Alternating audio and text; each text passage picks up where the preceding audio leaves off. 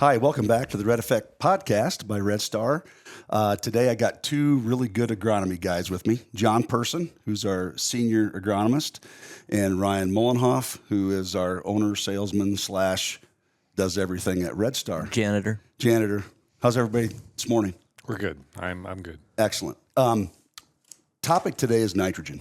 Okay, we've had a lot of changes take place in the last 3.5 weeks with nitrogen. And we are, today as we record this, it's March 25th. Okay, so we'll be planting here in the next 2 to 3 weeks. How do our customers win the nitrogen game in 2026, John? Well, in the past, I believe that we have been somewhat inefficient with our nitrogen, and I think that's where we have to go. We have to talk about some ways we can make this more efficient, products we can use, application methods, and things like that. This is not new to us, overpriced nitrogen, and we just need to really step it up and make it worthwhile. Absolutely. Ryan, you want to give just a little bit of background for listeners who may not have been keeping up in what's going on with nitrogen or who are now just finding out. Just give us a brief, the last 60 days of what's occurred. Well, they must have been living under a rock. So, okay, March 25th today, obviously the war is going on, and oil is all we ever talk about. Well, reality is fertilizer, a lot of fertilizer comes out of the 3 countries out there, Kuwait, Iran, and Qatar. So just listened to something this morning, and 13.5 million ton of urea come out of there.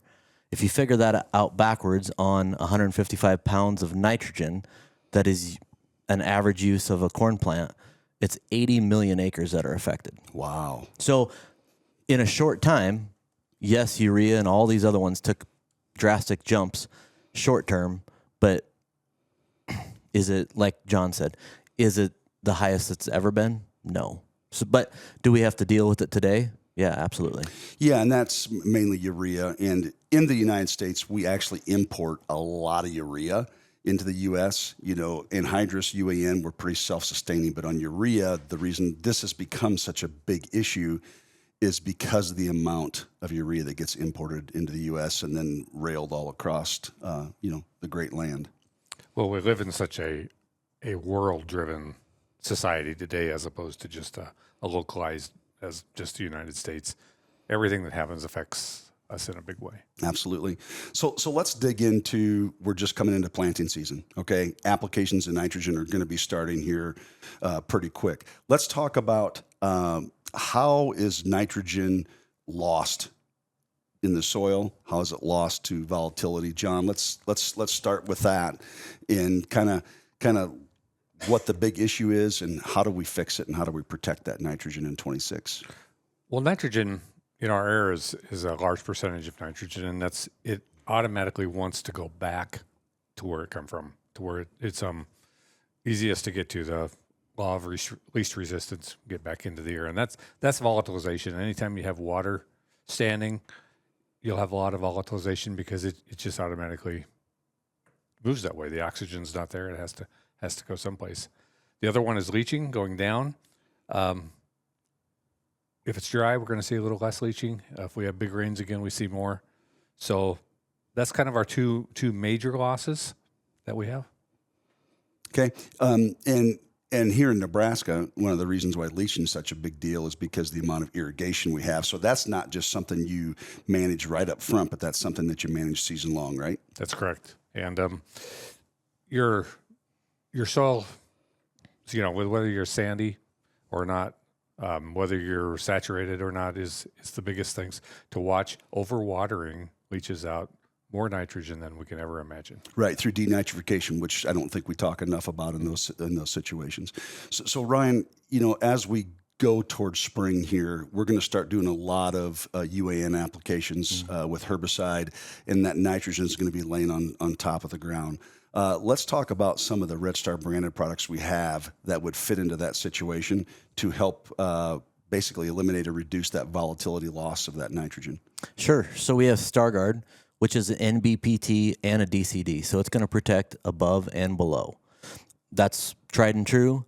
Then we can go into our biology. So BioFinex breakdowns, some of them. that's going to give us some beneficial biology there, helping to break down other nutrients also. It will protect the below going down. And then we have just, humic acids and other carbon sources that can also help with that. Absolutely. So, if you're using UAN or if you're using urea and you're going over the top here after planting or even working urea into the ground, John, that volatility portion is really pretty big. Even if you incorporate urea or UAN, you still have to worry about volatility loss, right? Yes, you do. Urea has to have moisture to attract to. So if you lay urea out on dry dust, you're going to lose a lot of it over the next few days. The humidity in the air, the dew the next morning, it's going to try to attract that moisture, and it will leave.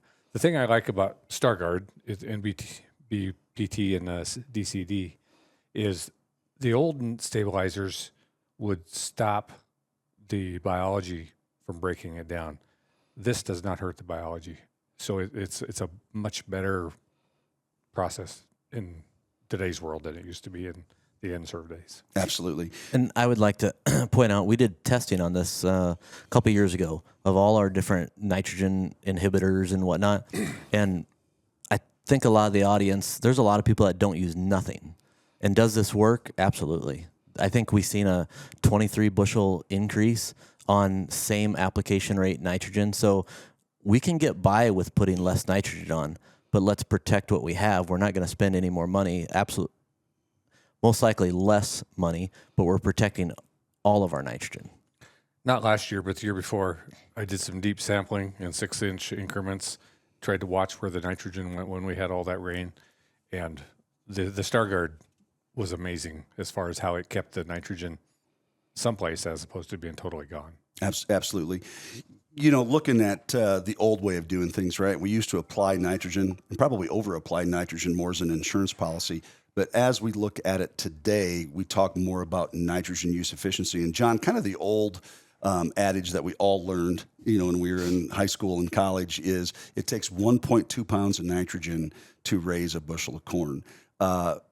Today, we're even targeting down as low as 0.6, 0.7, 0.8 pounds of nitrogen. If a grower wants to do that, can you kind of run through some key steps that they should take a look at on, what do I need to know if I want to lower my nitrogen level in 26? What are the key processes or steps I need to take to make sure I can do that? Well, we have to start with the 1.2 is real. That's a real number. That's what's in the stover and the grain that's hauled off. But we don't take into consideration, organic matter, CECs, credits from beans, credits from deep nitrates. Those are all real also, and we just have not done that. You talk about just ensuring that we have a good crop. Sometimes they call that the moron method. Let's just put more on, and we got to get past that. We can do this. We can raise corn on 0.4 and 0.5. I am totally convinced. I didn't used to talk a lot about it because, you don't want to put your name out there and say that we can do this and then it not work because there are some stipulations to it. We have products to put with it to keep it in the right form, humic acids. We have application methods, Y drops, are versus broadcast. If you broadcast it, you lay liquids on the stalks, and then the trash takes up a lot of the nitrogen and sulfur. We're increasing our sulfur numbers a lot because we've been feeding our biology nitrogen, but we've kind of forgot the sulfur needs. With sulfur out of diesel fuel, we lost a lot of sulfur. There are just so many things that have to be talked about, and then we can do this. We can raise 250 bushel corn on 140 pounds of nitrogen. Yeah, you're talking really about a plan. You're not talking about, hey, I just make a decision right now I'm planting and that's all I do. What you just kind of laid out is that's kind of a season-long plan, and that's something you have to do going forward. So, Ryan, as we get into May, June, July, What are some of the things that at Red Star that we do to make sure that our customers got enough nitrogen in their field? Yeah, sure. You can't check it going at 55 going down the road and say, "Oh, my corn looks good." So, in the past, you could look at the leaves, and if they're turning yellow, well, it's probably too late at that point. You could take a tissue test, send it in. Well, that's a week later. Well, that's probably too late also. But today we have awesome technology. We have drones. We can get imagery immediately. We have on-demand tissue testers that we can take soil and tissue tests, tell us exactly all the nutrients, not just nitrogen. And then we have, no, I think that's it. Those are the main ones. And then besides a great agronomist like John out there. So, Well, I don't know if I'd go that far, but it's back to the tissue samples. We can take samples of the ear leaf or the leaf above the ear, and then the oldest leaf that's either starting to turn yellow. I call it the oldest viable leaf. We can tell if those nutrients are moving up and down in the plant, and we can actually take action before it affects the negativity of the plant. And that's what's really exciting to me. And then if we can keep that plant health better, then we know we can fight off diseases and insects better with putting things in the proper places at the right times. And we also are getting micronutrients, which are making things more efficient. well, that's all we ever talked about was nitrogen, nitrogen, nitrogen. Then it was sulfur. Well, really, it's the other things that are making the big difference. So really, whether it's a leaf test, we can do that. Whether it's a deep nitrate test, which we do a fair amount of that, especially when we get into June. Before we get into July, we do that. And then you've got some of the new SAP tests, John, that we've been working with at Red Star as well to try to figure all that out. But let's talk about placement. I feel like in Nebraska we do an excellent job on placing nitrogen, and I think some of that's because of the restrictions that we do have in some areas. Let's just kind of run through, starting at planting time, through tassel time. What are some ways and some products that we should put with our nitrogen to make sure we're maximizing that use efficiency? Well, to start with, would you ever plant seed corn without protecting it in some manner? Nobody does that anymore. Why don't we protect our fertilizers? I mean, it's that's right. That's a good point. Our seed all comes treated and protected. Yeah, everything. That's a great point. And if you tried to do that nowadays on your corn, the people, well, you would be a little bit foolish because that seed is so expensive. So let's start with that. Why aren't we protecting it from leaching or volatilization or denitrification? That's one way to protect it. What about protecting our biology, our life of our soil from the salts in the fertilizer? And when we do that, then we protect it. Humic acids are like CECs in your soil, and they just grab the fertilizer, they buffer it, and they keep it right where it's at. We just need to keep it in the right spot, the right form, and then apply it at the right time. I think too, Tom, we talk about breakdown, and we've talked about this before, of what it releases, and we've sent this information in, but nitrogen, it was, how many pounds was that we released? Right around 75 pounds of nitrogen that we're releasing out of those stalks in the soil that makes it plant available. Yeah, besides the other ones out there. I think we really need to focus on that. StarGuard's a great product. Love it. It's not going to do what that one's going to do in that situation. Breakdown also puts it in the right form, keeps it in the right form, where some of the synthetics we have to get them through the biology to get them into the right form. So it's already a step ahead. Mm-hmm. Yeah, breakdown is really it's a nice fit. It's a very strong biological that helps reduce nitrate leaching by about 49%. You've got the humic acid in with it, and then you've got some fantastic sugar technology that's in it to help stimulate microbes to protect that nitrogen where it's at, so we can make sure to try to keep it in the ammonium form as long as we can. And then once they convert it, we've got that BioFi NEX there to help kind of stop it from going too deep in the soil. Let's talk about placement of nitrogen. We've got a lot of growers who've gone to putting nitrogen on 2x2. We do a lot of side dress, which I think is an excellent thing. Let's talk about what growers should look at as they plan ahead towards that side dress season after planting, because that's when we get into late May, early June. We tend to get a lot of rain at that point in time. What are the things that growers need to look at this year if they haven't been protecting their nitrogen in order to make sure it's there when we get to tassel time? One thing I think we overlook is if we broadcast something, is how much of that does get away versus wide dropping, how localized that can be.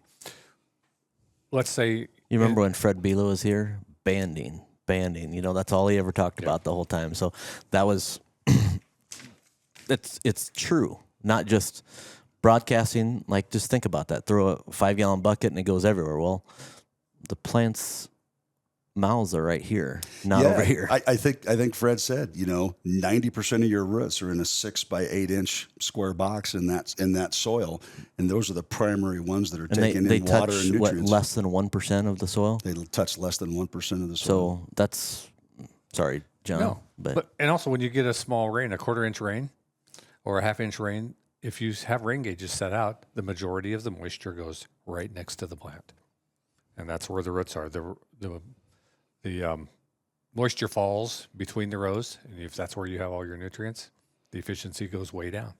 Yeah, absolutely. Even a heavy dew. My nephew went to Lincoln. He got an engineering degree, and he said they actually proved where a heavy dew can be between 0.1 and 0.2 of an inch of rain as that plant funnels it down to the base of that plant. So, just something as simple as a really good heavy dew for 2 or 3 nights, kind of helps that in terms of, giving you enough moisture to make sure you can get that nitrogen into the soil.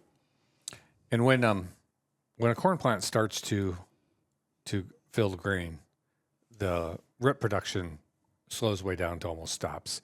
So the new roots they're just not going to be made anymore. So you got to have the fertility where it needs it, because that's a huge part of your yield is made later on.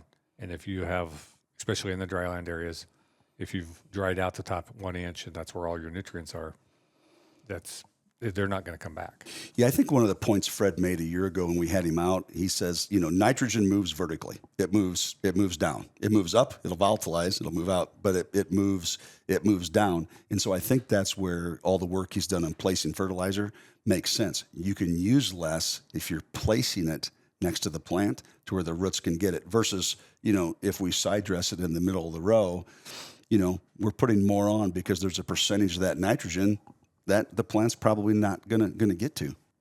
So let's kind of bring this all together as we head towards tassel time. From side dress to tassel. John, what are the things that growers need to look at? As we get towards that tassel time, which is usually around the 4th of July, to help protect the nitrogen to make sure we've got the most amount available at that time. Well, we need to keep it in the right form. The corn plant converts from nitrate uptake at tassel time to ammonium or ammoniacal nitrogen, whichever one you want to use. And if we can keep it in the right form, which we can do that with, like BioFi or biology and humic acids, that really helps the efficiency greatly when grain fill is happening. Another thing is we have finish line, which is already in an ammoniacal form. So the efficiency of the nitrogen there goes way up, because when we apply 32% after tassel, half of the 32% is nitrate, and the cord cannot take that nitrate up. It can only take up the ammonium form of what's in 32%. So you basically are wasting half of your fertilizer until it reacts, and we can skip that process. So with the additives, 100%, and we utilize Belo's nutrient demand cores pretty religiously here at Red Star, and really, Ryan, that's why we developed Finish Line, is to keep it in that ammonium form and make sure it's protected. Can you talk a little bit about Finish Line, the timing and where it goes, and kind of some of the rate structures that we should use as we get towards that tassel time, either as a wide drop or through a pivot application? Sure. I like it anytime from V11 on. That's when the plant is using almost 100% ammonia-based form. So anywhere from 5 gallons up to 30 gallons an acre, just depending on, Y drop or if you're doing through the pivot or whatnot. But it works great. And I've seen it work. I've seen it last year. It was 15 bushel in numerous trials over the guy's standard practices. So, and we're talking about placement and all this stuff. And if you're a betting man this year, hopefully the war gets over soon. That does, some of the risk if you like to go to the casino, and maybe you can push some of your costs to the end of the year. Can you also talk about a little bit more what's in Finish Line?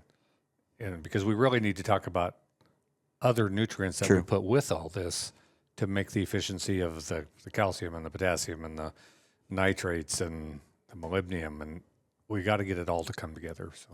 Sure. So there's nitrogen, there's potassium, there's sulfur, there's carbon sources in there also, and then we also protect it so we don't have to worry about it converting back to nitrate. So it's a stable form of fertilizer.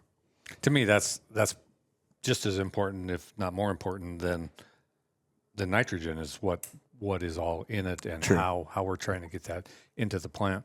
We've talked for years about balancing the soil, but ultimately that goal is to try to balance the plant. And anything we can do with our fertility that we put on to balance the plant is our ultimate goal. Absolutely. So let's bring it all together. Give me kind of your parting shots. If I'm using UAN, if I'm using urea, what are the 2 or 3 things that I should do to protect my UAN and my urea to make sure that when we get to tassel in July, that I've got my nitrogen there to help maximize my yield? The liquid you should use a fulvic acid, Starliner, a sugar, Magnify, some of those products to buffer the nitrogen and to keep it where it's at. The urea and the NTBT, the Starliner, it definitely helps. I've seen it help time and time again. So StarGuard, which is the MBPT DCD, StarGuard. make sure you've got that on. Place it if you're capable of placing it, put it in a band. That'd be something I'd really look at. If you're side dressing, even we don't talk about this a lot, but Elevate Plus. I mean, awesome with your herbicide, but if we're doing a fungicide application, let's give that plant a Snickers bar at the end of the year. Finish that plant out. So we all like Snickers. Absolutely. And then as we get to the side dress time, okay, to make sure that not only can I protect that nitrogen, but I can also help, maybe improve the efficiency of getting it into the plant. What would be your product or program there, John, that you'd look at? Well, we would look at, there's different things we can do. We can put some boron in it. That helps bring calcium, which helps bring nitrogen and potassium. We can put some moly in. Moly in with nitrogen has definitely shown nitrogen efficiency to go up. And then there again, your carbons. Your carbons will do wonders to that nitrogen to make it more efficient. Well, what about you, Tom? Well, to me, the biggest thing is have a plan. And, typically speaking, if I make a plan myself and just utilize what I know and what I think, it's maybe not as good. Talk to other people. Come into Red Star, sit down, talk with our agronomist, talk with our sales team. Figure out where you've been and what you want to do. You hear me say it a lot. Definition of insanity is doing the same thing over and over and expecting a different result. With where nitrogen's at now's the time to make that plan. So come in, talk to John, talk to Ryan, talk to the rest of our sales team, and let's put a plan together to help you be successful in 26 with your nitrogen program. So with that, we're going to wrap up this episode of the Red Effect Podcast. For more information on some of the products we talked about today at Red Star, redstarne.com, or feel free to give us a call to our 800 number. We'd love to talk with you and help you make a plan to be successful in 26.